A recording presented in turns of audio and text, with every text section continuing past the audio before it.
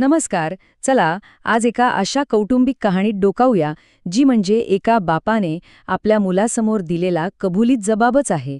यातून एका मुलाच्या मनात त्याच्या भूतकाळाबद्दल जे काही वेदनादायी प्रश्न आहेत त्यांची उत्तरं मिळतात. तर मग सुरुवात करूया. आणि या कथेची सुरुवातच होते एका अशा प्रश्नानं जो थेट काळजाला भिडतो. चौट्या, जो या कथेचा नायक आहे, तो विचारतो, तुम्ही माझ्या पहिल्या आईपासून वेगळे का झालात? आणि ह्याच प्रश्नापासून एका मोठ्या रहस्याचा उलगडा व्हायला सुरुवात होते. तर सध्याची गोष्ट अशी आहे की चोट्या नावाचा हा तरुण त्याच्या मनात आपल्या तुटलेल्या कुटुंबाची एक सल सतत टोचत असते.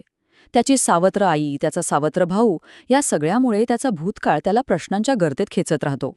आणि मग जेव्हा चौट्या आपल्या वडिलांना, मिलिंड यांना विचारतो, तेव्हा मुलाच्या प्रश्नाचं उत्तर देण्यासाठी मिलिंडना ती सगळी जुनी कहाणी सांगावीच लागते. हा एक असा कबुली जबाब आहे जो आपल्याला थेट मिलिंडच्या तरुणपणात घेऊन जातो. आणि इथूनच तो फ्लॅशबॅक सुरू होतो. मिलिंड सांगायला लागतात की चवट्याची आई म्हणजे तुपुच्ची, तिच्यासोबत त्यांचं नातं कसं सुरू झालं होतं. मिलिंड आणि तुपुच्चीच्या नात्याचा प्रवास मोठा विलक्षण होता माहितीये. म्हणजे बघा, शाळेतली मैत्री, मग त्या मैत्रीचं रूपांतर एका उत्कट प्रेमात झालं. इतकं की त्यांनी घरातून पळून जाऊन कुटुंबाच्या विरोधात जाऊन लग्न केलं. पण म्हणतात ना, प्रत्येक कथेला एक वळण असतं, तसंच काहीसं झालं. त्यांचं ते प्रेम हळूहळू कमी झालं आणि त्याची जागा सततच्या भांडणांनी घेतली. आणि मग गोष्ट एका अशा वळणावर येते जिथे सगळंच बदलून जाणार होतं. एका दुसऱ्या स्त्रीच्या येण्याने आणि एका विवाहबाह्य संबंधाने हे कुटुंब कायमचं विखुरणार होतं. जरा विचार करा त्या प्रसंगाचा. एके दिवशी दारात चतुरंडी नावाची एक स्त्री उभी आहे आणि ती गरोदर आहे. ती मिलिंडला सरळ धमकी देते, मला आणि माझ्या बाळाला स्वीकारलं नाहीस तर मी इथेच जीव देईन. काय प्रसंग असेल तो. तर इथूनच तो खरा संघर्ष सुरू होतो. मिलिंडचं आयुष्य अक्षरशः 2 भागांत विभागलं जातं. एका बाजूला पहिली पत्नी तुबुच्ची, चौट्याची आई, आणि दुसऱ्या बाजूला चतुंडी, जिच्यामुळे खवट्याचा जन्म होणार होता. आणि अखेर तो क्षण येतोच. मिलिंड आपल्या मुलासमोर एक असं सत्य उघड करतात जे ऐकून कोणालाही धक्का बसेल. ते म्हणतात, तुझ्या दुसऱ्या आईशी लग्न करण्यासाठी मी तुझ्या आईला सोडलं, कारण माझे तिच्यासोबत अनैतिक संबंध होते.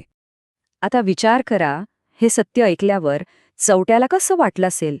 म्हणजे ज्या पायांवर आयुष्य उभं होतं ते पायच कुणीतरी खालून ओढून घेतल्यासारखं झालं असेल ना. त्याच्या संपूर्ण आयुष्याचा पायाच उद्ध्वस्त झाला. बरं, मिलिंदच्या ह्या एका निर्णयाने सगळ्यांच्या आयुष्यात काय वादळ आणलं, त्याचे काय दुःखद परिणाम झाले, चला आता ते पाहूया. त्याचे परिणाम इतके भयंकर होते की काय सांगावं.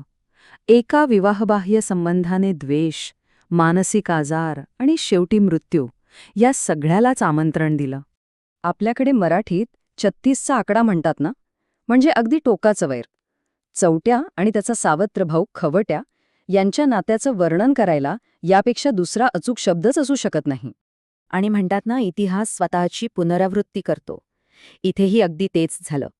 वडिलांनी केलेल्या चुकांचं ओझं आता मुलांच्या खांद्यावर आलं होतं.